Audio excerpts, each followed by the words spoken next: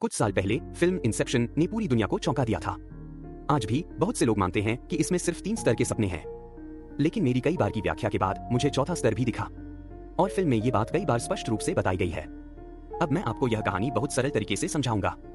यह फिल्म आज भी दौबान पर 9.4 की रेटिंग के साथ एक साइंस फिक्शन क्लासिक मानी जाती है। लियोनार्डो डिकैप्रियो का किरदार एक ड्रीम थीफ है। उसका काम है दूसरों के सपनों में घुसकर उनकी गोपनीय जानकारी चुराना। वह और उसकी पत्नी पहले सपनों की दुनिया पर रिसर्च कर रहे थे। उन्होंने एक काल्पनिक दुनिया बनाई जिसमें वे 50 साल तक साथ रहे। इतना लंबा वक्त बिताने के बाद उन्हें सपनों और हकीकत में फर्क करना मुश्किल हो गया। अपने असली बच्चों की याद में हीरो ने पत्नी के मन में यह विचार डाला कि वे अभी भी सपने में हैं, और उन्होंने एक ट्रेन के सामने कूदकर आत्महत्या कर ली ताकि वे हकीकत में लौट सके।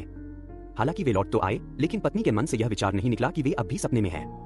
उसने शादी की सालगिरह वाले दिन एक साजिश रची, मौत का सीन खुद रचा और वकील को पहले ही बता दिया कि पति उसे मारना चाहता है। फिर वह ऊंचाई से कूद गई और जान दे दी। इस घटना के बाद हीरो को हत्या का दोषी मान लिया गया। वह भाग गया और भगोड़ा बन गया कि पत्नी अब उसके सपनों में बार बार आती है और हर बार उसकी योजना में बाधा डालती है। एक दिन वह अपने साथी के साथ एक ऊर्जा टाइकून साइतो का सपना चुरा रहा था। पत्नी अचानक आ गई और उसके साथी को पकड़ लिया। अब साइतो को एहसास हो चुका था कि वह सपना देख रहा है। पत्नी ने उसके सामने साथी पर बंदूक तान दी। सपना होने के बावजूद दर्द असली लगता है। अपने दोस्त को दर्द से बचाने के लिए हीरो ने तुरंत फैसला लिया। सपने से बाहर निकलने के लिए साथी को पानी में फेंक दिया, क्योंकि गिरने की भावना से भी इंसान जाग सकता है। अब साइतो और हीरो दोनों जाग चुके थे और एक ही कमरे में थे। लेकिन जैसे ही साइतो ने कालीन छुआ, उसे लगा कि यह उसका असली कालीन नहीं है। इससे पता चला कि वह अब भी सपने में ही है। इसलिए उनकी योजना विफल हो गई।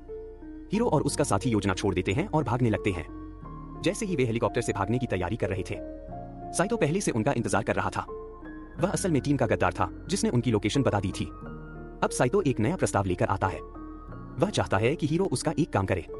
उसका टारगेट है उसका प्रतियोगी, एक बूढ़ा आदमी जिसका बेटा फिशर अब कंपनी संभालने वाला है। अगर वे बेटे के मन में यह विचार डाल सकें कि उसे अपने पिता का बिजनेस साम्राज्य तोड़ देना चाहिए, तो साइतो पूरे उद्योग पर नियंत्रण कर सकता है और बदले में वह हीरो की भगोड़े वाली स्थिति खत्म करवा देगा ताकि वह अपने बच्चों के पास लौट सके। हीरो मान जाता है और एक नई टीम बनाता है। उसका एक साथी उसे एक आर्किटेक्ट से मिलवाता है, एरियाड ने। पहली ही मुलाकात में हीरो उसकी काबिलियत से प्रभावित होता है। वह सपना बनाते ही किसी भी जगह को मोड़ सकती है और कहीं भी कोई भी इमारत तुरंत बना सकती है। लेकिन उसके कुछ डिजाइन गड़बड़ थे, इसलिए हीरो ने उसे चेतावनी दी, कभी भी सपनों में पुरानी यादों को दोबारा मत बनाना। हमेशा कुछ नया रचना चाहिए, वरना सपनों में खो जाने का खतरा रहता है। ध्यान देने वाली बात यह है कि हकीकत की 1 मिनट सपने की पहली लेवल में 1 घंटा और दूसरी लेवल में ये एक पूरा दिन बन जाता है।